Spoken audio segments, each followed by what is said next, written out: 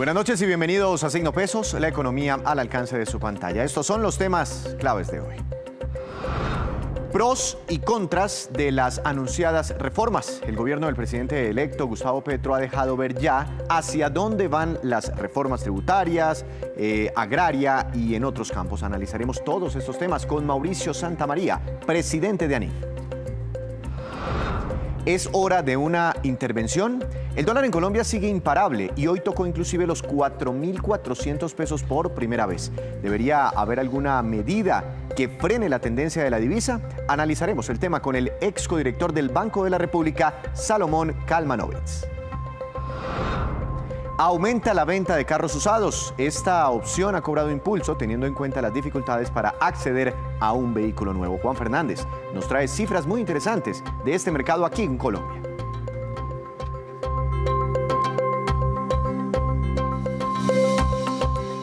Comenzamos esta emisión hablando de las reformas que pretende adelantar el gobierno del presidente electo Gustavo Petro. Cada día se van conociendo más detalles de algunas de ellas y no han faltado las preocupaciones y dudas en muchos sectores. Doctor Mauricio Santamaría, presidente del Centro de Estudios Económicos ANIF. Buenas noches, bienvenido a Signo Pesos, ¿cómo le ha ido? Buenas noches, Víctor, ¿cómo le va? Un placer saludarlo como siempre, muchas gracias por la invitación. Muchas gracias. Un saludo a todos los que nos ven por acá, muchas gracias. A usted muchas gracias por su tiempo. Empecemos por la reforma tributaria. ¿Cree usted que es posible conseguir 50 billones de pesos en un proyecto fiscal? No, Víctor, no lo creo. De hecho, se lo voy a poner así. No solo no lo creo, sino estoy seguro que no va a pasar. O sea, 5 puntos del PIB, o sea, 50 y pico billones de pesos son más o menos 5 puntos del PIB. Nunca en la historia de Colombia y probablemente en la historia de la humanidad, nunca se han conseguido en una reforma tributaria. Es demasiado difícil. La reforma tributaria más grande que ha tenido Colombia en toda su historia se hizo en 1984-85, cuando el ministro de Hacienda era Roberto Junguito, en el gobierno de Belisario Betancur, y consiguió cerca de un poquito más de 2 puntos del PIB. Y el promedio de las últimas 30 reformas tributarias en Colombia ha sido inferior al 1% del PIB en promedio. 5 puntos es imposible y además de eso, no solo es imposible, sino es inconveniente. Usted no le puede sacar a ninguna economía, y menos a una que está saliendo de una crisis tan fuerte como fue la del COVID. Usted no le puede sacar del bolsillo a la gente 5,5 puntos del PIB de un tacazo.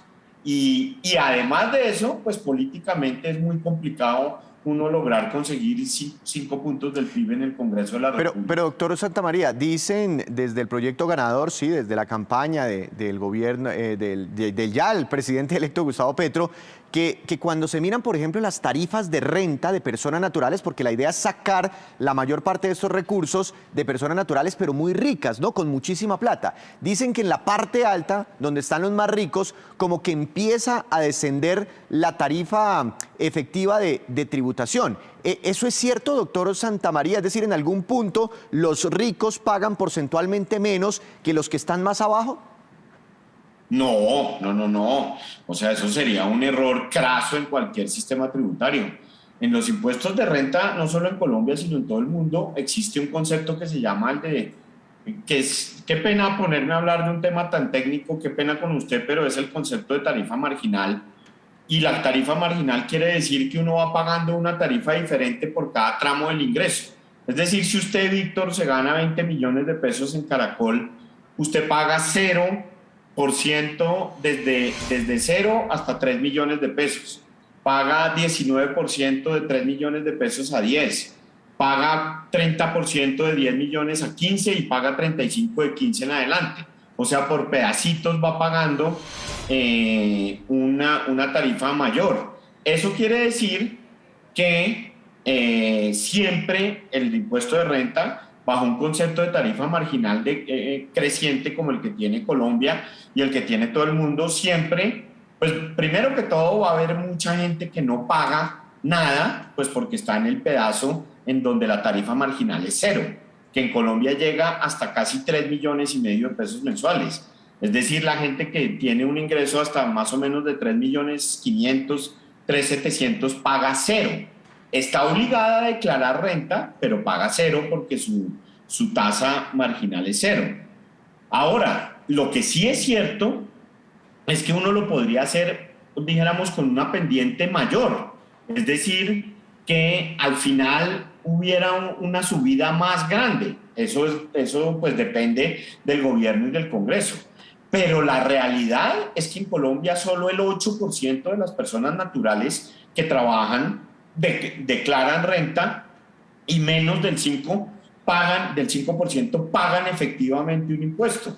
Y los que pagan son todos de ingresos altos. Entonces, dijéramos, la plata en el impuesto de renta, la que hoy no se está cobrando, es la que está en el periodo, en el pedazo de la tarifa que es cero, es decir, hasta los 3.700.000, allí es donde está la gente que no paga.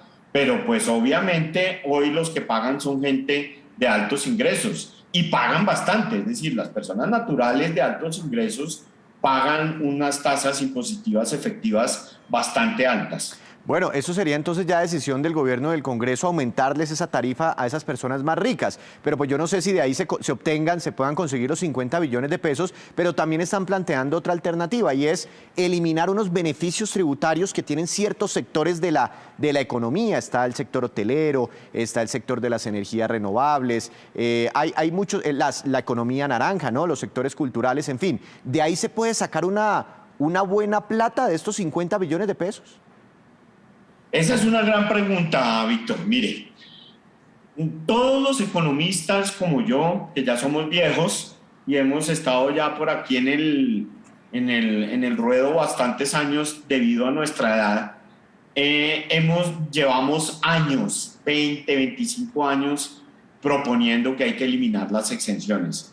De hecho, muchos gobiernos lo han tratado de hacer y han perdido la batalla en el Congreso, porque en el Congreso todas las exenciones tienen un dueño. Ahora, eso es lo primero. Lo segundo, en exenciones, en efecto, en Colombia hay como 70 u 80 billones de pesos que están en exenciones tributarias, o sea, son 7 puntos del PIB, un poquito menos de 7 puntos del PIB. Pero ojo, de esos 70 billones de pesos, 50 están en el IVA. Y de esos 50, más o menos 40 o 30 y pico, están en la canasta básica de alimentos. O sea, la mayor exención que hay de impuestos en Colombia, la que se come más del 40% de todas las exenciones, es que los alimentos no paguen IVA. Ahora, las que usted menciona, la del sector hotelero, la de la economía naranja, la de las empresas que se asientan en territorios indígenas, esas existen. Y en mi modo de ver, yo estoy totalmente de acuerdo con lo que ha dicho el gobierno electo, el presidente electo. A mi modo de ver, no sirven para nada y son una manera de regalar plata. Lo que pasa es que son muy pequeñas. Entre esas exenciones no alcanzamos a sumar ni siquiera medio punto del PIB. O sea, las grandes exenciones están en la canasta básica de alimentos y en el impuesto de renta de clase media, que dijéramos tienen una tarifa muy baja o incluso cero para las personas que ganan menos de 3.700.000 pesos mensuales, como decíamos en la pregunta anterior. Entonces sí, la respuesta es sí, hay que eliminar las exenciones, la hotelera, la de la economía naranja, la de aquí, la de allá, muchas, pero las que van a dar la plata son las del IVA y las del impuesto de renta en personas de ingresos medios, que son las que ya se dijeron que no se va a tocar. Y la plata está ahí. En las hoteleras y en las otras, pues hay muy poquita plata. Hay muy poquita plata. Bueno, eso sobre la tributaria, podemos quedarnos aquí toda la noche hablando solo de esa reforma, sí, pero yo quisiera aprovechar el tiempo para preguntarle por otras. La agraria, ¿cómo le ha parecido hasta el momento esos pequeños o esas pinceladas que han dado, por ejemplo, de poner impuestos a las tierras improductivas o inclusive comprar tierras improductivas? En fin, ¿está bien direccionada esa reforma agraria con lo que conocemos inicialmente? Pues mire, Víctor, lo primero que le digo es que, como usted mismo lo menciona muy correctamente, nos han dado pinceladas, temas muy generales en los que uno se queda en el aire como sabiendo, como preguntando, bueno, explíqueme qué quiere decir esto porque no lo entiendo bien. Entonces, y esas pinceladas uno con base en esas pinceladas, pues no es lo mejor opinar, ¿sí? Pero como estamos aquí en el programa, pues le voy a opinar lo que pienso de algunas pinceladas, haciendo la salvedad, perdón la redundancia, que son pinceladas y que es difícil opinar sobre eso. Hay cosas con las que yo estoy de acuerdo, es decir, el impuesto predial en Colombia, a excepción de Bogotá, probablemente Medellín y algunos otros municipios, es muy barato y no se ha logrado, a pesar de los esfuerzos que se han hecho por mejorar la capacidad del IGAC, del Instituto Geográfico Agustín Codazzi, para tener los predios en satelitales y para tener toda la información. No se ha logrado tener un recaudo importante del impuesto predial, que es una fuente muy importante y que para volver las tierras improductivas, volverlas productivas, es un instrumento muy bueno. Es decir, uno subir el predial a tierras que son improductivas y aprovechar más una fuente tan importante como es el impuesto predial, que fíjese que en Bogotá le ha dado recursos a la administración de manera sustancial para construir transporte público, para hacer diversos proyectos, pues es una cosa muy importante. Ahora, pasar de ahí a decir que es que yo le voy a poner impuestos a toda la tierra improductiva, que voy a comprarla, eso ya es otra cosa. Porque primero usted me tiene que decir qué es tierra improductiva, que no tengo ni idea cuál será la definición que ellos le apliquen a tierra improductiva, entonces eso ya se puede volver un tema de discusión. Segundo, que la voy a comprar ¿para qué? Que para repartirla en programas sociales o al pequeño campesino. Eso pues se ha tratado de hacer muchas veces durante los últimos 200 años, incluso muchas muy recientes, y es más difícil de lo que todo el mundo cree. Entonces, con esas pinceladas uno dice, hay cosas que sí son Claro. buenas, pero hay cosas que sí lo dejan a uno preocupado. Claro. No, pues doctor Santamaría, en la medida en que conozcamos más, pues seguiremos seguramente hablando de estas, de las reformas en salud. Usted sabe mucho también de ese tema, ha trabajado en el sector salud, en el tema pensional, en fin, hay tanta tela por cortar hacia adelante que seguramente lo estaremos invitando muchas veces aquí en Signo Pesos. Muchas gracias, feliz noche. Muchas gracias a usted, Víctor, y que les vaya muy bien en el resto del programa. Es el presidente de ANIF acompañándonos esta noche aquí en Signo Pesos. Ahora nos vamos con esta que es la cifra económica del día. Muy, pero muy importante para un sector representativo de nuestro país. 2 millones, mucha atención, 2.320.000 pesos. 2.320.000. Y corresponde al precio interno que se pagará mañana por cada carga de café colombiano de 125 kilos. Se trata de un nuevo récord en este precio interno, impulsado también por el encarecimiento que ha tenido el dólar en nuestro país. En la bolsa de Nueva York, la libra de café colombiano se cotiza a $2.22. Hacemos una breve pausa, pero cuando regresemos, espere, ¿deberían adoptar medidas para frenar el alza del dólar? Ya les contamos lo que dice un experto.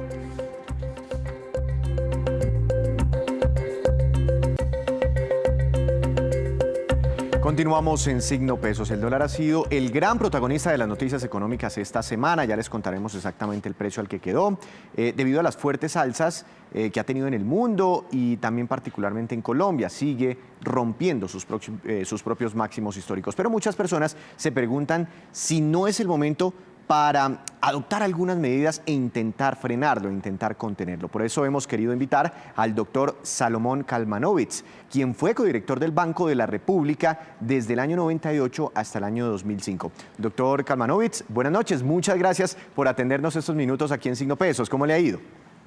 Bien, gracias. Buenas noches y un saludo a la audiencia. Doctor Kalmanovitz, pues hoy todos estamos como muy pendientes del dólar y desconocemos cómo hacían de pronto para controlarlo en el pasado. Creo recordar, no sé si usted hacía parte de la Junta del Banco de la República en ese momento o fue un poquitico antes, pero existió una cosa que se llamaba la banda cambiaria. ¿Por qué no nos ayuda un poco con historia? ¿Eso para qué servía? ¿Eso cómo funcionaba? Pues en ese momento pues teníamos un sistema cambiario muy controlado. Estábamos saliendo de una devaluación gradual. Todos los días se devaluaba el peso frente al dólar, pero digamos cambiaron las circunstancias con la bonanza petrolera y empezaron a llegar chorros de dólares, entonces hubo que, digamos, permitir cierta reevaluación y los exportadores empezaron a protestar y hubo que tratar de controlar la revaluación del peso y por eso se instauró una banda cambiaria que en ese momento sobre todo era el piso el que se procuraba mantener lo más alto posible para que los exportadores no sufrieran tanto. Sin embargo, eso no funcionó bien. Eso es muy difícil, verdaderamente, controlar la tasa de cambios y por lo tanto se adoptó finalmente la libre flotación y ese es el régimen que tenemos hasta el momento y eso se inició creo que en el año 99, 2000 y ha sido, digamos, la forma como se ha enfrentado, o sea, no se ha enfrentado las variaciones en la tasa de cambio, sino que se deja flotar libremente la moneda y quizá el ajuste pues que lo sufran los exportadores, los importadores, Claro. bueno, eventualmente los consumidores, pero que pues no hay verdaderamente una forma para afectar el dólar, a menos que el gobierno tenga unas reservas muy grandes en dólares y esté dispuesto a quemarlas, y eso no es sano, pues eso no es saludable. O sea, que usted tenga una plata y la queme ahí porque tratando de mantener el precio artificial, un precio artificial del dólar cuando las fuerzas de mercado están Y doctor Kalmanovitz, ¿quién tenía esa tarea de, digamos, de administrar o de controlar la tasa de cambio en ese momento a través de esa banda cambiaria? ¿Cuál institución colombiana se encargaba de ese propósito? Pues ese era el Banco de la República. El Banco de la República tiene como funciones el control monetario y cambiario. Entonces, digamos, esa era una de sus funciones que ha abandonado en cierta medida porque probó ser inocuo, que no podía verdaderamente, por más reservas que tuviera y estuviera dispuesto a quemarlas, cambiar el curso de la moneda. O sea, ese es un precio que se forma bajo múltiples presiones de oferentes, demandantes, y bueno, no es posible verdaderamente hacer un control efectivo de la tasa de cambio. Muy pocos países lo hacen, verdaderamente, porque es muy costoso si se trata de beneficiar a un grupo en particular, es muy costoso para la autoridad monetaria que tiene que sacrificar reservas o utilidades que tiene el gobierno, se las tiene que pasar al gobierno. El gobierno pierde esa plata para tratar de equilibrar el mercado y eso no es sano. Ahora, doctor Kalmanovitz, pues todos aquí estamos como preocupados que porque el dólar llegó a 4.400 pesos en la jornada de hoy, pero ¿qué es lo positivo, independientemente del precio que tengamos hoy en el dólar, qué es lo positivo de que, o negativo, no sé, de que una economía deje fluctuar libremente sin intervenir al dólar? ¿Qué es lo bueno de todo esto? No, pues que para controlarlo, tú necesitas que el gobierno y el Banco Central hagan un ahorro muy grande, lo tengan ahí en divisas y estén dispuestas a ofrecerlas para mantener la tasa de cambio a cierto nivel. Digo yo, y eso se probó pues cuando se tocó soltar la banda, que no había suficiente ahorro del gobierno, estuviera dispuesto a gastar parte de su presupuesto en mantener artificialmente una tasa de cambio baja, y por lo tanto eso se abandonó y a buena hora porque eso no era un buen sistema. El sistema pues, adoptado por la mayor parte de los países del mundo es la flotación, o sea, la oferta y demanda diaria la divisa frente a la moneda local es la que determina el precio. Y digamos, si estamos en una situación como la actual, donde hay un exceso yo creo que hay un exceso de demanda porque la oferta de dólares ha estado bastante bien.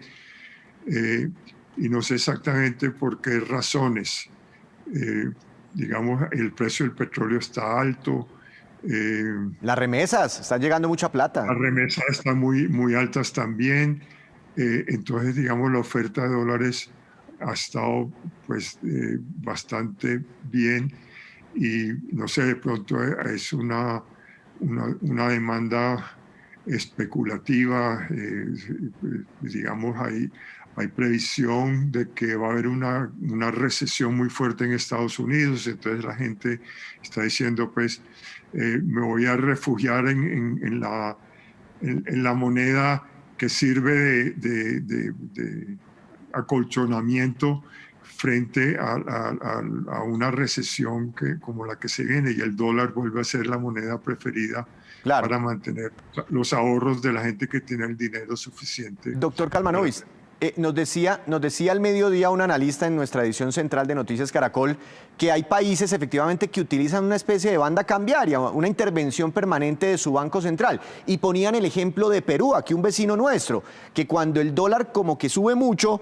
sale su Banco Central a vender dólares en el mercado para aumentar la oferta y tratar de contener la subida. O al contrario, cuando baja mucho, como que aprovechan para comprar y suavizar los movimientos. Porque hay países que lo siguen implementando y en estos días de turbulencia hemos visto que sí, claro, hay devaluaciones en Perú, pero no tan fuertes como las que estamos viviendo en Colombia y en Chile. Pues eso tiene un costo muy grande, hay que mantener una reserva en dólares y para eso hay que destinar presupuesto nacional, o sea, en vez de construir carreteras, usted tiene un ahorro en dólares que pues no le renta mucha cosa. Generalmente los gobiernos tienen que tener invertidas sus reservas en pues, activos muy seguros que dan unos rendimientos muy bajos. Entonces, es esa pérdida que usted mantiene, esas reservas muy elevadas para controlar la tasa de cambio. A mí me parece que pues nosotros lo intentamos hacer hasta que al fin no pudimos, no alcanzaban las reservas, las estábamos quemando muy rápidamente y se dijo, no, deje que la tasa flote y ese es el mejor sistema, me parece a mí. Muy difícil y pues, el Banco de la Reserva del Perú tiene que tener entonces en sus cuentas un gran ahorro en dólares para poder intervenir sistemáticamente en el mercado. Pero yo creo que en general y para Perú, la economía de Perú ha estado relativamente equilibrada, tiene un buen influjo de dólares y también una salida proporcional y no se ha visto pues, afectada por grandes movimientos en su tasa de cambio. Ahora, es decir, usted no es partidario, porque al final esa es como la pregunta que se hace la gente. Oiga, señor Banco de la República, ¿por qué no sale y nos ayuda, haga una intervención? ¿Usted no es partidario de eso en este momento en Colombia? Pues como ya le dije, pues la experiencia mostró que sobre todo en momentos de crisis eso era totalmente inocuo y el banco no aguantaba, el banco no tenía suficientes reservas para mantenerse interviniendo en el mercado cambiario. Y por eso se dejó flotar. Y después la flotación ha resultado bastante exitosa, o sea, desde el año 2000 hasta el 2022 no hemos tenido grandes problemas de devaluación o revaluación de la moneda, en tanto hayan estado equilibradas las cuentas externas, o sea, importaciones y exportaciones. Ahora estamos en un desequilibrio, yo creo que tiene que ver mucho con el gasto del gobierno, que digamos... un gasto tan fuerte como ha tenido este gobierno implica también un aumento de las importaciones. Y evidentemente las importaciones están disparadas. O sea, las importaciones este año están creciendo al 50%. Entonces, digamos, eso ha llevado pues a la devaluación que estamos presenciando. Claro, claro. Doctor Kalmanovic, no sé si usted recuerda, a mí me parece recordar un poquitico, no hace mucho tiempo, creo que fue en el 2015, 2016, 2017, bajo la administración en el Banco de la República del doctor Echavarría, del anterior gerente del Banco de la República, se hicieron unas intervenciones más chiquiticas, no una banda cambiaria, unas intervenciones más chiquiticas en el mercado. Y eran unos mecanismos que se activaban automáticamente cuando el dólar tenía ciertos sobresaltos frente al promedio de los últimos días y salían y vendían un chorrito chiquitico de dólares. ¿Algo así no se podría pensar? Pues sí, claro. Y en el banco deben estar estudiando mecanismos como los que se emplearon en el pasado para tratar de atenuar la volatilidad de la tasa de cambio. Pero verdaderamente, si el desequilibrio es estructural, no se puede hacer mucho. O sea, olvídese de que usted puede manipular el mercado cuando tiene un desequilibrio muy, muy grande en sus cuentas externas, que es lo que está sucediendo en Colombia. Doctor Kalmanovitz, dólar 4.400 pesos. ¿Cree usted que ya estamos en un nivel peligroso para la economía, pensando en el endeudamiento, en la inflación, de pronto en el desempleo, en el costo para las empresas? ¿Estamos ya en un nivel peligroso o todavía nuestra economía puede absorber, aguantar un dólar en 4.400? Bueno, esa es la forma de equilibrar una balanza en la cual las importaciones están desbordadas y las exportaciones están rezagadas. Entonces ese es un mecanismo autorregulador del mercado cambiario y tiene que ser así porque de otra forma el gobierno tendría que endeudarse más todavía, que ya está muy endeudado, para ofrecer esos dólares y mantener la tasa de cambio en un nivel pues moderado. Y eso me parece pues muy difícil de lograr y contener cuando el desequilibrio estructural es muy alto. Es mejor dejar que el mercado se ajuste a la realidad macroeconómica del país. Una última pregunta. Yo le he insistido sobre el papel que podría jugar el Banco de la República, pero no sé, ¿desde el gobierno se puede hacer algo para atajar el dólar? No sé, algún mensaje, alguna medida del actual gobierno o no sé, el próximo gobierno que está a punto de entrar. Pues imagínese lo que tiene que hacer el gobierno para intervenir el mercado cambiario. Tiene que dedicar plata al presupuesto, en vez de construir carreteras, a tratar de fijar el precio del dólar. Pues eso el gobierno no le gusta hacerlo, eso le tocaba hacerlo al banco. El banco tenía unas reservas, podía jugar con las reservas, todavía lo puede hacer, o sea, tiene ciertos rangos en los cuales puede intervenir, pero como hacía Chavarría, tiene que ser en cantidades limitadas, quizás dándole una señal al mercado de que el banco está dispuesto a sacrificar algunos dólares, algunas de sus reservas para mantener la tasa de cambio, pero es difícil de mantener.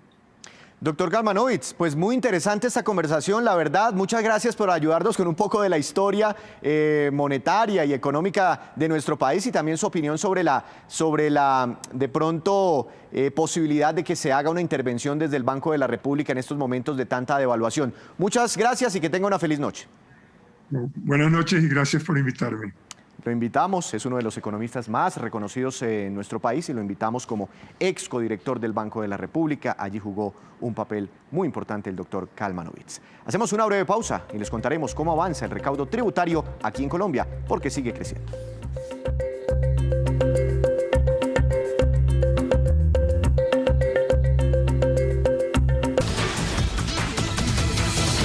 Hora de saludar a Juan Fernández, quien trae información del mundo empresarial. Buenas noches, Juan. ¿De qué tema nos habla hoy? Bienvenido. Adelante.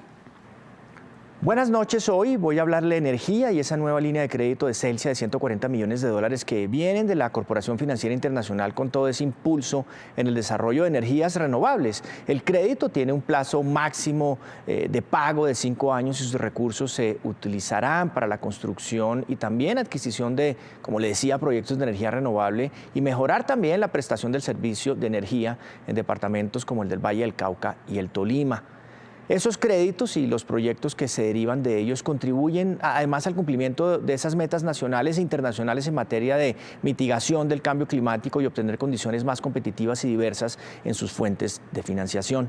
Y son recursos que van en línea con ese plan de Celsia, ya para terminar, de inyectar unos 1.000 millones de dólares este año en sus proyectos solares, eólicos y también de transmisión. Juan, muchas gracias. Lo esperamos mañana con más información económica. De momento nos vamos con estos que son los indicadores que usted siempre debe conocer antes de irse a dormir. Atención, dólar otra vez. Cuarta jornada consecutiva superando sus propios históricos. Mañana regirá una tasa representativa del mercado de 4.369 pesos con 70 centavos. Subió 21 pesos y por momentos en la Bolsa de Valores de Colombia alcanzó a llegar a los 4.400 pesos el dólar. Y eso que el petróleo de referencia Brent a nivel internacional tuvo una jornada alcista. El Brent subió 3,45%, se ubicó por encima de los $104 por barril. El precio interno del café colombiano, ya les contábamos, subió a máximos históricos, queda para mañana a 2.320.000 pesos por carga, impulsado por el dólar.